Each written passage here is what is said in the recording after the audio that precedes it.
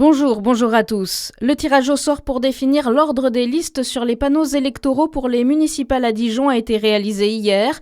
Tous les panneaux présenteront l'affichage suivant. En premier, Dijon Avenir, puis Dijon Change d'air, Lutte ouvrière, le camp des travailleurs, Dijon Populaire, pour la défense des services publics contre une économie de guerre, le Rassemblement Dijonnais, Agir pour Dijon et enfin en 8e position, Dijon écologique, sociale, attractive. La baisse du prix du lait menace les élevages laitiers en Saône-et-Loire. C'est l'alerte lancée par la FDSEA 71. Les producteurs laitiers ont augmenté leur production afin de sécuriser l'approvisionnement, mais aujourd'hui, la surproduction menace directement les élevages du département.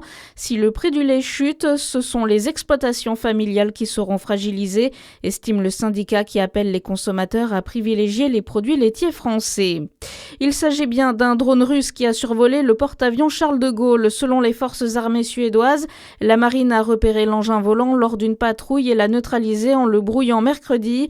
L'armée suédoise affirme aussi qu'un navire russe de renseignement se situe à proximité de Malmö où le Charles de Gaulle est en escale. Le Kremlin juge absurde les propos des forces armées suédoises. 1500 médecins, 15 millions de Français concernés. Les chiffres de la fuite de données d'un logiciel médical donnent le tournis.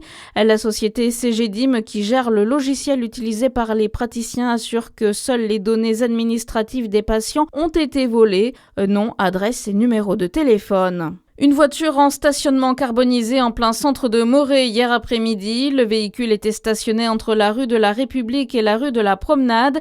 Et les circonstances du sinistre sont encore inconnues. La carcasse a été enlevée. Il n'y a rien pour l'heure qui indiquerait que ce soit un acte criminel. Et puis du sport avec du hand et un quart de finale perdu sur le fil pour les Bisontines en Coupe de France féminine. Une défaite après pénalty 36-35 contre le Paris 92. Bonne journée sur Fréquence Plus.